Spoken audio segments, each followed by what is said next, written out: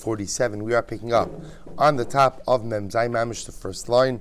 Our shir this morning is dedicated by Michael and Linda Elman in commemoration of the yahrzeit of Michael's father, Julius Feigelman Yehuda ben Yechiel Michel, on the occasion of his 17th yahrzeit. We hope that the merit of our Talmud Torah, the neshama will have an aliyah and the family ein kama.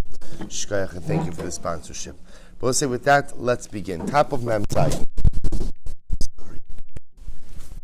Top of Mem Zayin, incredible Gemara today. Itmar, hayu lo banim biyos ovi gochavim. Listen to this case.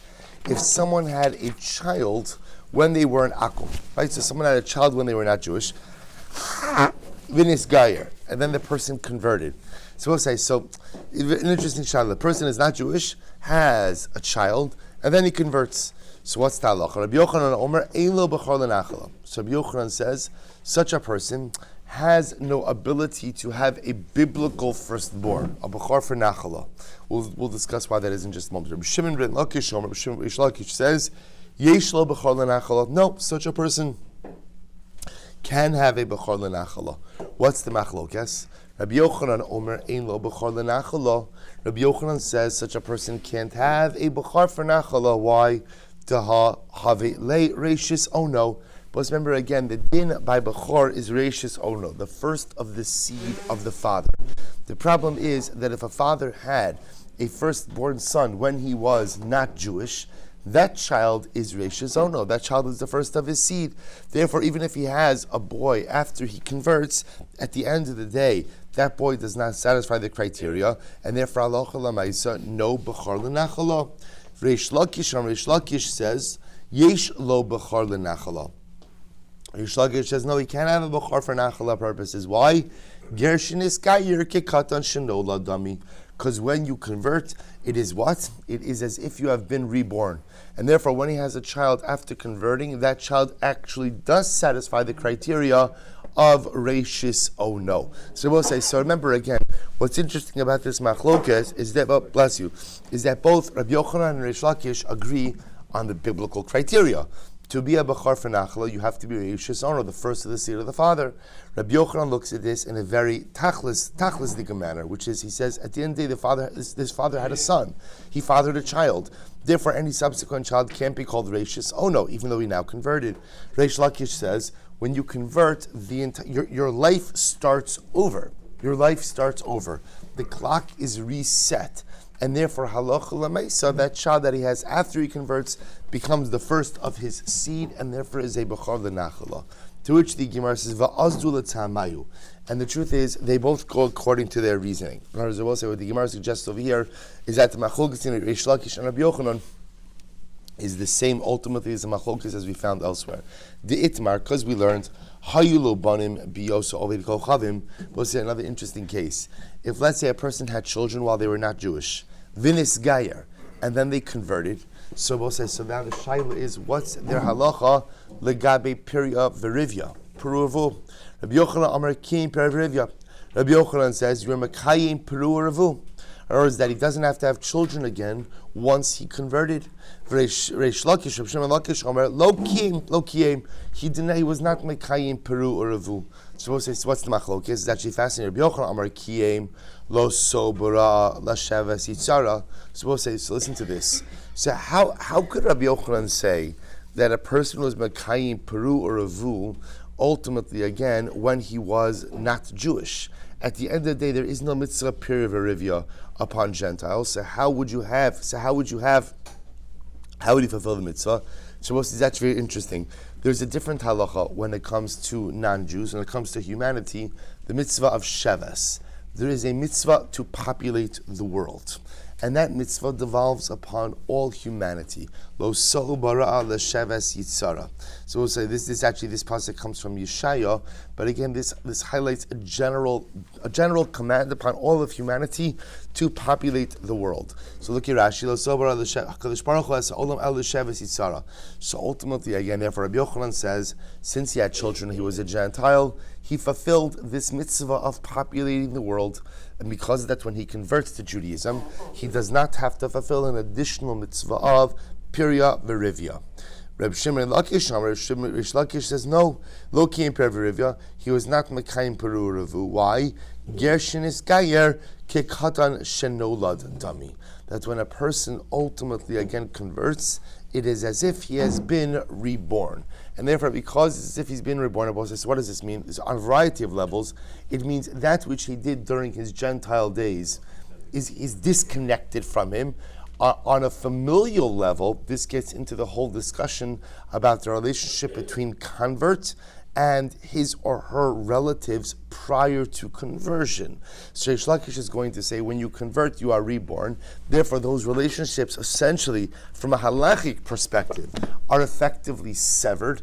And therefore, again, he has to be Mekayim Nitzvah Peru or Revu all over again. So we'll say, it's just important to point out, it's the same machlokes, right? It's the same machlokes over here about, essentially, what they're arguing about is, what is the relationship of a convert to his previous life? Rabbi Yochanan says that relationship exists. A convert is starting new, but he does not sever his ties to his previous life. Therefore, again, Rabbi Yochanan will say, if the convert had a firstborn son when he was not Jewish, that firstborn son is Rashis Ono, the first of his seed. Therefore, even if he goes ahead and has another boy once he converts, halach lamaisa, that firstborn child, so to speak, after he converts, is not the Bechor for Nachala. Reish Lakish says, yes, he is. Gershin is Dami. When you are born, the clock is reset. Everything is new. You sever your ties to your past. Second example of that, a Gentile has children. Then he converts. Is he chayiv now again in Peru Revu? Rabbi Yochanan, yes. Rabbi Yochanan, no. Because halacha l'maaseh again, he fulfilled mitzvah of Sheves when he was a Gentile. Reish Lakish, Gersh Niskayik Katan Shenola Dami. When you convert, the clock is reset. Everything is new. And therefore halacha l'maaseh is a mitzvah Peri Verivya. To which the Gemara goes on and says, Utzricha. So we'll say, so the shaila, of course, becomes, why do I need both of these cases?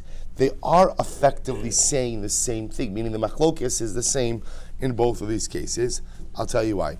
Di'i itmar b'ha kamaisa, because if you would have just brought down the first case of Nachala, b'ha kamar Reb Shimon Lakish, mishum dibios ovid kochavim, lav b'nei Nachala linhu. I would have thought that I will say, maybe that's where Reish Lakish says that the firstborn son that he has when he's a non-Jew does not go ahead and preclude the possibility of having a Bechor Nachala once he converts, because there is no din of regular Nachala, we call Pishnayim, double portion for a firstborn boy by Gentiles. Maybe in the second case, a pre-Revirivya, maybe Reish Lakish agrees with Rabbi Yochanan that halacha l'maisa, the Gentile has fulfilled procreation during his Gentile days. On the other hand, right, because after all, at the end of the day, the Gentile has performed the mitzvah of Sheves. And if you would have just told me the second case of Peru Revu,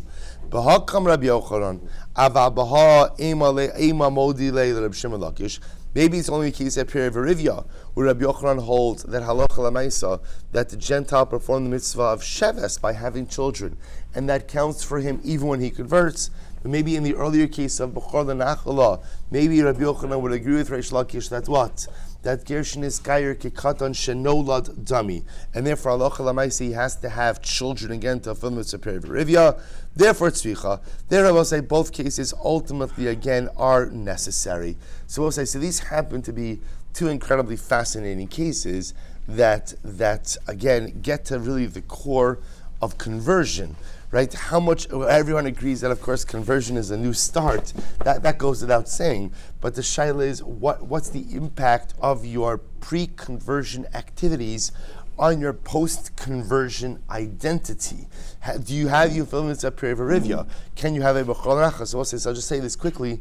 So the Shulchan Aruch Paskins, this is in Choshen Mishpat Hilchos Nachalos, the laws of inheritance. So the Torah says as follows: if a Gentile had children when he was not Jewish and then he converted, ein lo bechar lenachala. Rabbi said the way we paskin is he will not have a firstborn for inheritance purposes. Meaning, even if after he converts, he goes ahead and he has a son, halacha l'maisa, that son will not get pishnayim. Why not? Because ultimately, again, that son is not Rashis Ono. that son is not the first of his seed, and therefore again that son does not get double portion. So we'll say that's halacha l'maisa. So ultimately again we paskin like Rabbi Yochanan in the case of nachalos.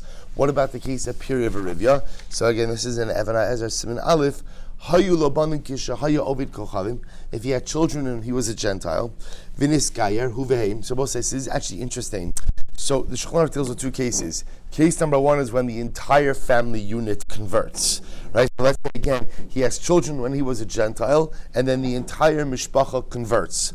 Hareze kiyem mitzvazu. If they convert as a unit, interestingly enough, we view it as if he has gone ahead and fulfilled the mitzvah peri v'rivya, since they're all converting together. So therefore, again, this case is very specific. When they're all converting, he has been mekayim the mitzvah, which again the Shulchan Aruch doesn't say it explicitly. But if they didn't all convert, let's say just the father converted and the children did not, again he would not fulfill the mitzvah peri v'rivya and would have an obligation to fulfill that mitzvah again. Good. So what says the Gemara goes weiter. Tanan. This is actually quite fascinating. Yeah, okay, there's a lot to see on the Peri Verivya cases. A lot of fascinating halachic literature with it, but we'll leave it for a different time. Tanan, mishalo hayulo banim, v'nasa isha shekvar yalda. So the Gemara says like this: someone who never had children and married a woman who had already given birth. So a man never had children, married a woman who had never given birth. Or oda shifcha v'nishtachrera. Or what happens? He goes ahead and there's a woman who's a shifcha and then is emancipated. Oda ovedas kochavim vinis gaira. Ultimately, again, she was still a Gentile woman and then converted. Umishabas, all these things happened. She was pregnant. So again, the shifcha was pregnant. The ovedas kochavim the shifcha became pregnant when she was a shifcha. The ovedas kochavim, right? The Gentile woman became pregnant when she was a Gentile. Vinis gaira, and then she converted. Umishabasa li Yisrael yolda. And ultimately, again, when she became Jewish, then she gave birth. So we'll say, what's talacha? Vlada bechar lenachala, ve'eno bechar lekohen. So such a child ultimately, again, will be a firstborn. Again, is assuming the man never had a child before.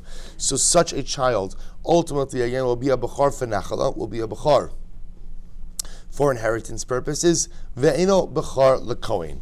But ultimately, again, will not be a bechar for kohen purposes, for pidyon haben. So we'll say, let's analyze this. So the Gemara says, Yolda miman. So who is she pregnant from? Let's go through these cases. Who is the father? So if we're talking about a case of a Yisrael who never had children before, so we'll say, so ultimately, again, if it's talking about a case of a man who never had children before, so then halach l'maisa, why do you have to set this up as a case of a giores and a shivcha? Afilu bas Yisrael nami. We'll say, even if a Yisrael had a child with a woman who had given birth before, if he doesn't have children, she had given birth before, so what's the halacha? That firstborn son is his bechor l'nachala, but not a bechor for pidyon haben. Again, it's different criteria. Bechor for nachala is reishes oro, bechor for pidyon haben is peta rechem. So ultimately, again, so this is not her first child, therefore again, not the bechor for pidyon haben, his first child, therefore bechor l'nachala, elalav miger shahayu lo banim v'nes gayer. Rather, you must be talking about a case of what? Who's the father? The father is a man who is a ger, who had children when he was a Gentile and then converted. He had children when he was a Gentile, then he converted. V'katani b'chor l'nachala. And yet, what does it say? It says that the child he has, the first son he has post-conversion, is a b'chor l'nachala. So we'll say, whose opinion does this reflect? Reish Lakish. So you see from here that what? That a ger who had children when he was a Gentile can go ahead and have a bechor l'nachala after he converts. To which the Gemara says, lo, li'olam mi Yisrael shelo hayu labanim. Ultimately, no, that's not true. The case we're talking about over here actually is a Yisrael, is the father of the baby over here, the father of the child is a Yisrael who never had children before. So if that's the case, ve'eno bechor l'kohen, the fact, and so we'll say, so again, and the idea that the child is not a bechor for pidyon haben, it's Shabbos. So remember, that seemed to be the obvious case. Of course, the child's not a bechor for pidyon haben. Why? because the woman over here in this case had children already. So we'll say, so remember again, what's the shaila? So it's strichale la'aflukim Yosi. I needed to state that this child is not a bachar for Pidyon Haben purposes in order to exclude from the position of Rabbi Yossi. Because what does Rabbi Yossi Galili say? The Amar bechar lenachala ula kohen. Remember again, Rabbi Yossi Galili has a dramatic shita. He says that if a woman was not Jewish and converted, even if she had children when she was not Jewish, the first child, if she has a firstborn son, quote unquote, after she converts, that son is subject to Pidyon Haben. Why? Da'amar b'char l'nachala ula kohen shene'emar petar rechem b'Yisrael. At sheyifteru me rechem miYisrael. What Rabbi Yosef says is amazing. The pasuk by Pidyon Haben says petar rechem b'Yisrael, meaning the firstborn of a Jewish woman. So therefore Rabbi Yosef says that halacha l'maisa, once she converts, so again that first child that she has, that is the opening of her womb as a Jewess. And therefore, halacha l'maisa, that child is actually subject to Pidyon Haben as well. Kamash malandalo. Therefore, I will say the Rabbi is going to teach me that we do not paskin like that position of Rabbi Yossi Haglili.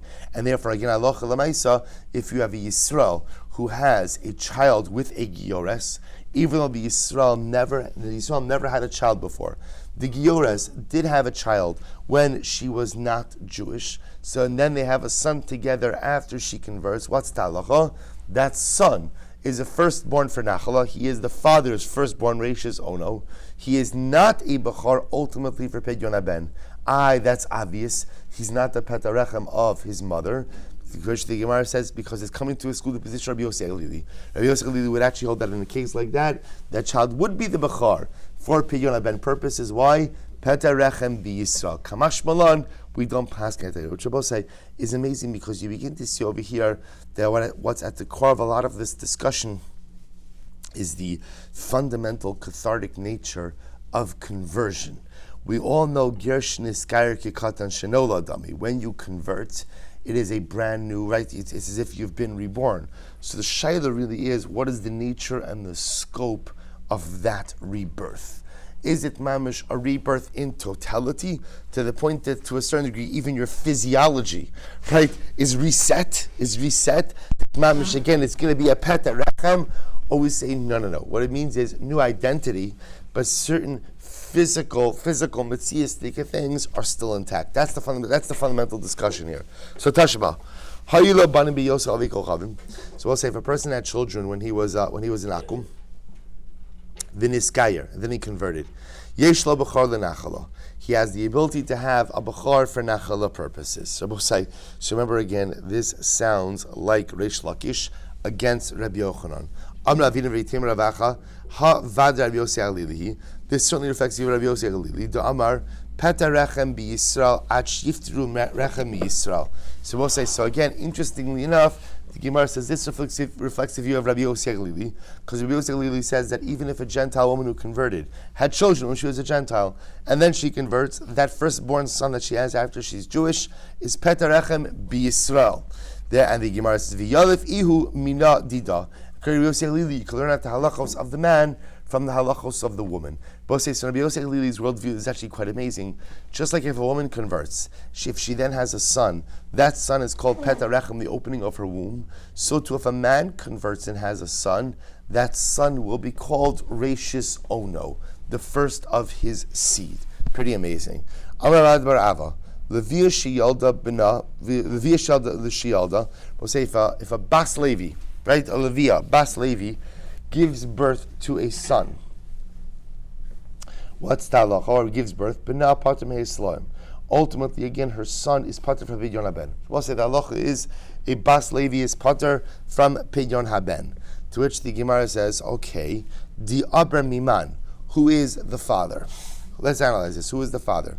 Ilema the Abra Kohen Umi Levi. If you want to say that the father is a Kohen or a Levi, my Irya Levia, then who cares that the mother is a Levia? Afilu Yisraelis Nami. But say, remember again, if the father is a Kohen or a Levi, the son is automatically exempt from Pidyon Haben. Okay. And no matter what the identity of the mother is. Elo di Abram Yisrael. So rather it must be what? It must be that the father is Yisrael, the mother is a Bas Levi, and the Bryce is teaching me that halacha l'maisa, the child is exempt from Pidyon haben.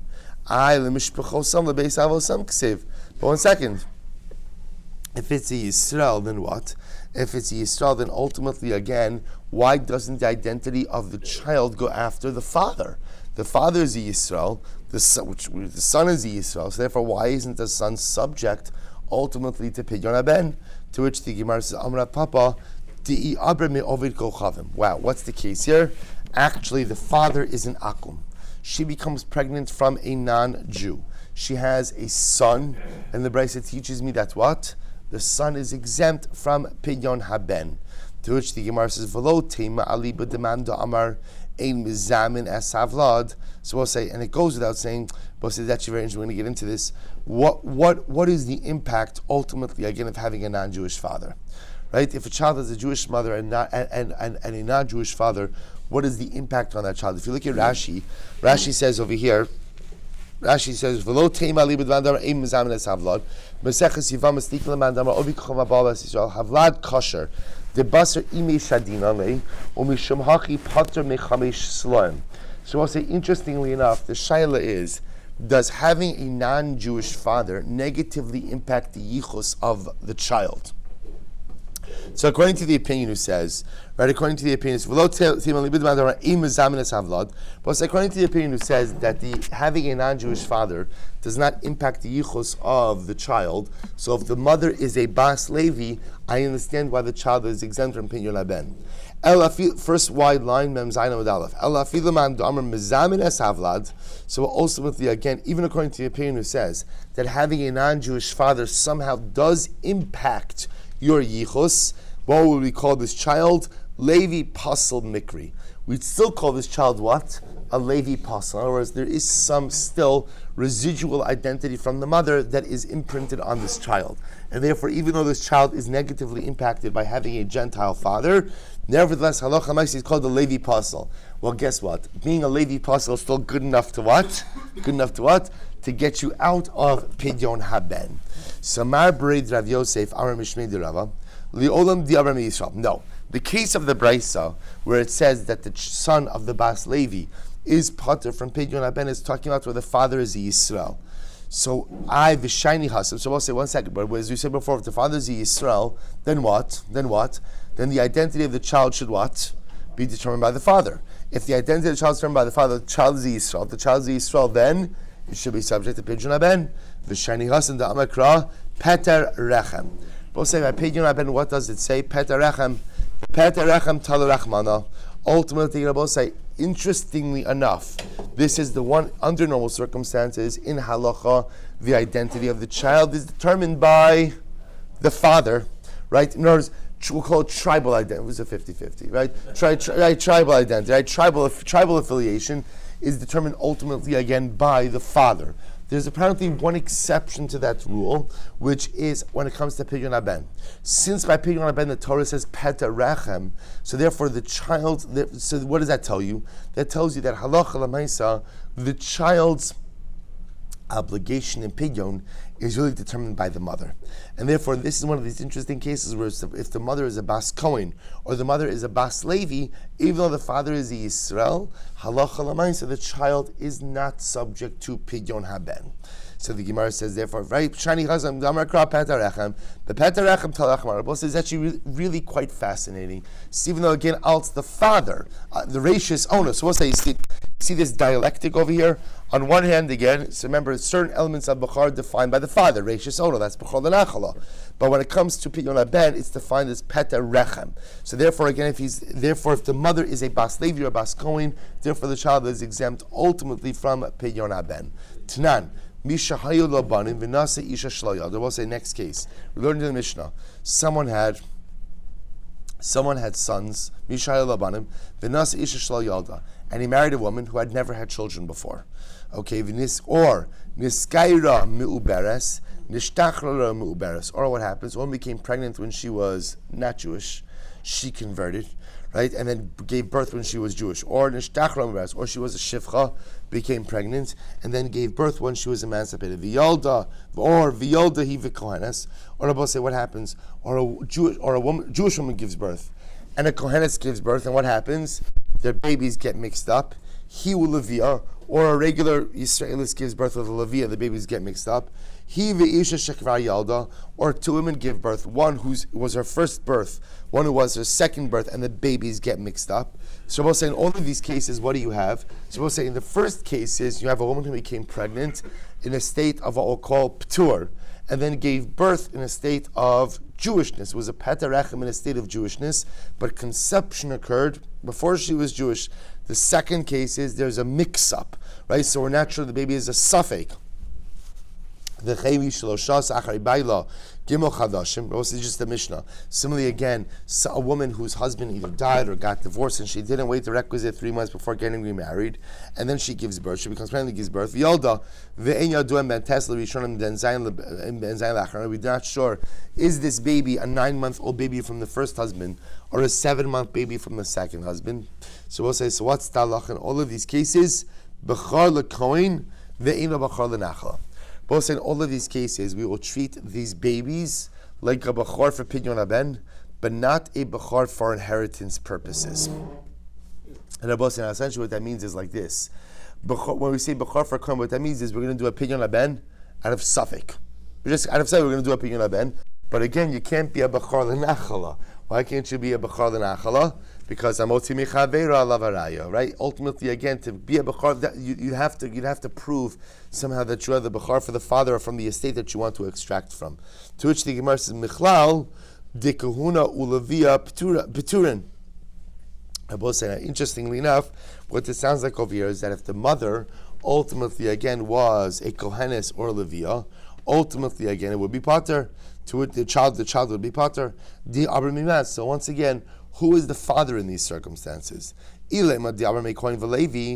say, if you want to say that the kohenes or the levia, the father is a kohen or a levi, we'll say if the father is a kohen or a levi, then of course the child is exempt from pidyon haben, independent of the identity of the mother. Rather, it must be that if the mother is a kohenes or levia, even if the father is an Ovid Kochavim, the child will be pater from Pidyon Haben. To which the Gemara says, Kohenes Petura. So is that true ultimately again that a Kohenes, if a mother is a Kohenes and gives birth to a son, that son is pater from Pidyon? Vamra Papa, Badik Lan Rabba, Kohenes Shenes Abra Me Ovid Kochavim Mahu. What is the status of a child born to a Kohenes where the father is an Ovid Kochavim? And we thought to say, is this not the statement of Rav Bar Ava? The Amar Levia Shayalda Bina Pater Mechamish Slaim. Is this not the case of Rav Bar Ava where he said that a Levia who gives birth, her son is pater from Pidyon? Va'amarli Hachi Hashta Bishlam Levia Bikdusha Sakaima. So I understand that we'll say when the mother is a Levia. So here's what's interesting. I understand that if a Levia gives birth to a child, right, Levia, right, the Bas Levi gives birth to a child, that child will always be pater from Pidyon Haben, even if the father is a puzzle, like a non-Jew, right? Even if the father is a Gentile, nevertheless, again, that child will be pater from Pidyon. Why? Listen to this. Because interestingly enough, a Levia never loses her kedusha. What does that mean? Disanya, Levia shenishbeis o shenivala bi'ilas aznos. If a Levia was taken captive, and we assume again, back to our Ksuvas days, that a woman who is taken captive is violated by her captors, or ultimately again she engages in an illicit act of znos, nosnin la min ha-meiser v'ocheles. She is still permitted to consume meiser.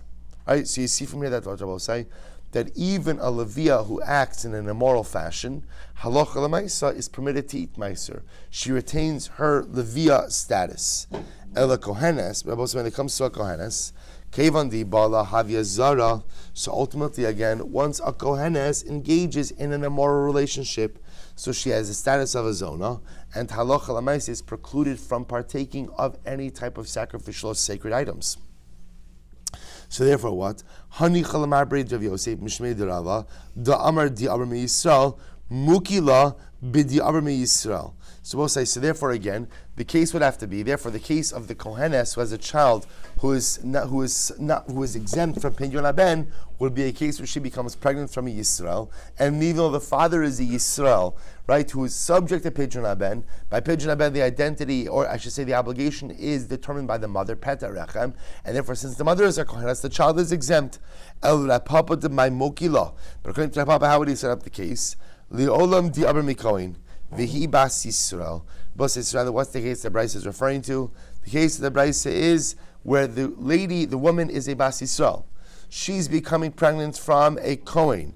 Va'amai karila kohenes. So why does it call her a Kohenes? Dibna Kohen. Ultimately, again, because that her son is a Kohen. So we'll say, so therefore, what Bryce is teaching me is like this, that the mother is a Kohenes. The status, Yisraelis, thank you. The father is a Kohen. So what's the halacha? The child is exempt from Pidyon Haben. What's the novelty? The novelty is, who determines Pidyon Haben Abosai? The mother. Petarechem. So even though, again, yes, the obligation of Pidyon Haben is determined by Petarechem, but since the identity of the child ultimately is given by the father, if the father is a Kohen, even though this firstborn son is Petarechem, nevertheless, halacha l'maisa will be exempt from Pidyon Haben. Good. Amud Beis. Itmar. Kohen Shemes. I will say this is a great case. I mean, great for us, not so great for them. Right? Itmar, Kohen Shemes, right? Kohen dies. Vinyach ben Chala. The Rabbi says in this case, Kohen marries someone illegally. Simple case. Kohen marries a grusha, right? Kohen marries a divorcee. They have a child. And remember again, we paskin not like Rabbi Akiva, namely that kiddushin tov sin b'chayvei lavin. That if you marry someone who you are not allowed to marry, the kiddushin works. Assuming that it's just prohibited by lavin. It doesn't work by misa, like if a man marries his sister, so that kiddushin does not work. But a Kohen marries a grusha, it's usher, but it works. They have a child. That child is called a chalal. A chalal, not a Kohen, because it's an illegal relationship, but the child is a chalal. The Rabbi said, now watch this. So let's say Kohen marries a grusha. Let's say just to keep things easy, that halacha l'maisa she never had children. Right? So let's say she's a grusha from Erison. Right? So you still can't marry her. She's a grusha from Erison, but she never had children. So what happens? She has a firstborn son. Now what happens? That son is now what? The Bechor. So the Kohen has a Bechor. The Rabbi said, interestingly enough, remember, is that child subject to Pidyon Haben? Yes. Why? Because going back to what we just said before, the only time that Kohanic offspring is exempt from Pidyon Haben is when Kohanic offspring is a Kohen. If Kohanic offspring is not a Kohen, it's a Chalal, that child is technically subject to Pidyon Haben. Quite interesting. So the Gemara's Rashi says, Ben Chalal ki Yisrael da'im v'chayi b'Bechora. Because remember again, we'll say Chalal status essentially is like being a Yisrael. It's pretty much like for being a man, if you're a male Chalal, it doesn't really impact you all that much. Female Chalala may impact because there are certain opinions that are machmir a Chalala marrying a Kohen. Right? Or I should say, a Chalala can't marry a Kohen.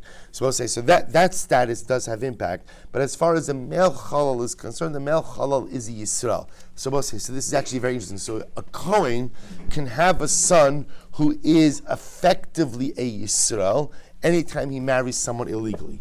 Therefore, again, if this son is a Chalal, and he is a Petarechem, therefore, halacha l'maisa, he is subject to Pidyon Haben. Now here's the great part about this Pidyon. Who could do the Pidyon? The father, right? The father could do the pidyon. So the father could do the Kohen father could do the pidyon for his own son. He could keep the money, right? So everybody's happy. Who says sin doesn't pay? Who says sin doesn't pay? I say what's this? Now in this case over here, the father died before he had a chance to be podeh his son. Okay, so the father dies. Now watch this. So Rav Chisda Amar haben chayav liftos es atzmos. We'll get into this, right? So the son, so Rav Chisda says, listen, we'll say this in general, by the way, and this happens all of the time, right? Especially if a person didn't necessarily grow up in an observant house. Because people don't always know about the halacha of Pidyon Haben, and people don't realize that even when you're an adult, right? If no one was podeh you have to do Pidyon Haben even as an adult. So as I say, therefore halacha l'maisa over here. So Rav Chisda says the father didn't do it for you. Even when he grows up, the son has to be podeh himself. Rabbi Bar Avuna Amar ein chayiv liftos es atzmo. Rabbi Avuna says no, he's not obligated to redeem himself. Why not? Listen to this. Kol heicha demei sa'ah. So I'm sorry. So fine. So we'll say that's machlokes. So father dies, never redeemed his son. Rav Chisda says the son has to redeem himself. Rabbi Rav Huna says he doesn't have to redeem himself. Watch this. So now the Gemara clarifies this machlokes. Kol heicha demei sa'av la'achar shloshim. So we'll say, so when did the father die? If the father died after the child was 30 days old, now let's remember again, the chiyuv of pidyon, we haven't spoken about this explicitly, but we'll get into this. The chiyuv of pidyon begins when? From 30 days and on. So if the father died after the child was 30 days old,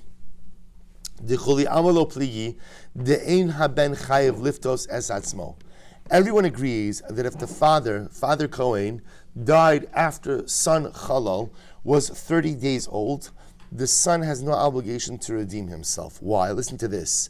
Because Rabbi said, listen to this. How was this process going to play out? The process going to play out was the father was going to redeem his son, but the father was going to keep the pidyon money.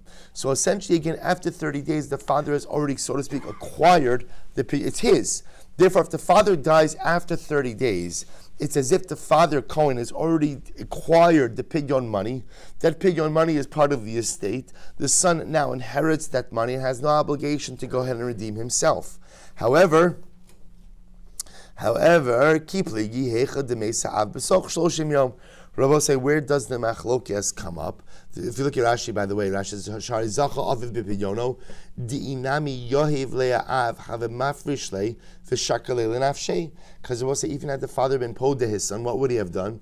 He would have separated out the 5 slime, and what would he have done? Put it right in his pocket. Da koinu v'chevan de zacha ha'av b'pidyono. Morisho libnoim sharnachasa. So let's listen to this. So therefore, again, since the father would have kept the kesef pidyon for himself, therefore, again, when the father dies, the son inherits that very pidyon money, and it's as if kivyachol the son is already redeemed. So where does the machlokes come up? Ki pligi heicha demei sa'av b'soch shloshim yom. So we'll say, so the machlokes comes up where the father died within the first 30 days. So I'll say, here's the machlokes. Rav Chisda Amar, haben chayiv liftos es atzmo, dahalo zacha aviv lipidyono. So Rav Chisda says, in this case over here, the son is obligated to go ahead and redeem himself. Why? Because since the father passed away within 30 days of the birth of the son, the father did not yet have the opportunity to acquire the pidyon money for himself. Therefore, the son must redeem himself. Rabbi Rav Huna Amar ein haben chayav liftos es atzmo. Rabbi Rav Huna says the father is not, ein ha'av chayav liftos es atzmo. The father, ein haben chayav liftos es atzmo. Rabbi Rav Huna says the son is not obligated to redeem himself. Why? The Amar lei asina mikoach gavra de lamatis lishtauye dina bahadei. I come on the heels or through the strength of a person with whom you would not have the power to litigate. Now, what does that mean? Look at Rashi. Asina mikach gavra koin dilomatzi ishtoy dina bahadei shimhaya aviv poda oso hayanota pidyon la'atzmo. So essentially, the son could say, "I have no obligation to go ahead and redeem myself." Why? Because he will say, my obligation of pidyon stems from my father, and my father is someone with whom you would not be able to litigate in a court. What does that mean? That had you brought my father, had another Kohen brought my father ultimately to a din Torah and said, hey, you have to go ahead and redeem your son and pay me the money, you would not be able to extricate that money from my father, because since my father is a Kohen, he would be permitted to keep the money himself. So I will say, see, here is the fundamental machlokes. Apparently, according to this approach, everyone agrees that if the father dies after 30 days, the son has no chiyuv pidyon on himself. Because essentially the way we view it is if after 30 days old, the father has kivyachol already redeemed the son and put the money back in his pocket. Therefore, when the father dies, ultimately that money is passed down to the son, nothing more to do. Where does the machlokes come up? If the father dies within 30 days. So Rabbi says the first opinion says that halacha l'maisa, the son is never redeemed, therefore he has to redeem himself. Second opinion essentially says that the son comes with the claim of his father. And just like the father ultimately again could have kept the kesef pidyon, so the son says, I am an extension of my father. Just like my father could have kept the pidyon money, I could keep the pidyon money as well. Tanan. So what says go weiter? Niskaira me overes. Niskaira Meuberes. So if a woman was not Jewish and she converts, right? So she converts, but she converts while she's pregnant. So she becomes pregnant as a non-Jew and ultimately again converts and gives birth as a Jewess. So what's the halacha? Bechor lekohen. Ultimately, again, I will say, such a child will be a Bechor, ultimately, again, for Pidyon Ben purposes. V'amai, why is that? Leima le asina mikach kavra de lo matzes lishta uyedina bahadei. We'll say, why can't the son say, I have no obligation to go ahead and give you 5 slime. After all, take it up with my father. And since you have no ability to take it up with my father, because we'll say, who is his father? Presumably who? A non-Jew, right? A non-Jew. The father is not someone who you could extricate the money from, and therefore the son should not have to pay. So when the son redeems himself, he should not have to pay any money to anyone.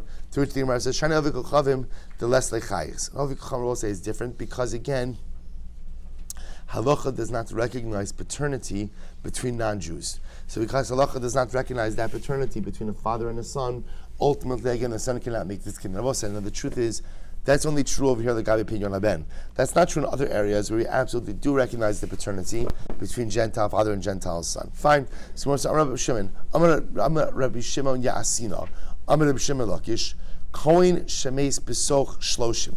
If a Kohen dies within 30 days of the birth of his son, V'niach ben Chalal, and he left behind the Chalal child, Haben Chayiv Liftos Es Atzmo. Ultimately, again, the son is obligated to redeem himself. Shelo zacha ha'av b'pidyono. For the father, again, within 30 days, ultimately has what? Has not gone ahead and acquired the pidyon. Meis la'achar shloshim yom, eina ben chayiv liftos atzmo shel. But if the father died after 30 days, the son is not obligated to redeem himself. Why? Because after 30 days, the father Kohen has, so to speak, already acquired the kesef pidyon. And I both say, that is indeed how the Rambam paskins, that halacha l'maisa, if the father Kohen died after 30 days, the son is not obligated to redeem himself. Why? Because we view it as if the father redeemed his son, kept the money, and that money is now part of the Yerusha of the son. What happens if the father dies within the 30 days? So the Rambam paskins like Rav Chisda, namely saying that in that case, the son is obligated to go ahead and, redeem himself. Weiter. So also remember again, the Mishnah said that if a woman did not wait the requisite 3 months before remarrying. So we'll say, so again, remember in this kind of case, all these last cases in the Mishnah are all Safek Bechar. We have to redeem the child out Safek. So the Gemara says, Bechar le'nachalahu d'lo havi. So ha-kepashot shakil. Now here's what's interesting. In this case, where the mother remarried within 3 months after the death or divorce from her first husband. So what do we say? And she gives birth. We're not sure if the son is a Bechor L'Nachala or not. So therefore the son doesn't get Pishnayim. But what seems to be clear is the son could go ahead and take a portion as what? As a regular inheritor. The Gemara says, why is that? V'amai lezer legabe hai v'litchi legabe hai v'litchi. I both say, this son shouldn't even be able to inherit. As a regular son, why not? He's going to go to the other children of man number 1, and they're going to say what? You're not our brother. You're a child of number 2. They're going to go to number 2, and number 2 is going to say, you're not our brother. You are a son of number 1. To which the Gemara says, you're right. Rather, who is it actually talking about? It's talking about the second child that this woman would have. This is what it means to say. Bechor lekohen, that firstborn child, is going to be redeemed misafek, right? Ultimately, again, you do a pidyon ben misafek. However, again, v'aba acharav ein bachar lenachal. V'aba achar, and I will say, ultimately, again, the one who comes after him will not be a bachar for nachala purposes. I v'lichtivu harsha la'adadi. So why not go ahead and let them write a shtar harsha? I will say, shtar harsha means a document which allows one person to collect on behalf of another person. I don't know what the legal term for that is. You appoint someone as your agent, write an agency document. I give someone over the ability to collect on my behalf. So also what the Gemara is suggesting over here is let the 2 sons write a shtar harsha for one another, right? And again, if I'm the son who's entitled to inheritance, I'm collecting for myself. If you're the child who's one who's entitled for inheritance, I'm collecting on his behalf. So you say the Mishnah is talking about a case where they didn't write a shtar harsha. Ultimately, we'll see later on that the Mishnah is talking about a case where if you have two sons, and ultimately, again, we're not sure specifically, again, in son number one, who he is a child of, they could work together. They could work together and collect on behalf of one of them, knowing that one of them is fully entitled to collect inheritance. Rabbi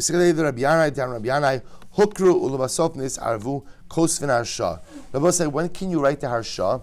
When ultimately, again, at some point in time, the identity of the two children was definitively known, but subsequently became obscured. In that point in time, they could shtar harshaf with one another, pool their interests, and one could collect on behalf of both.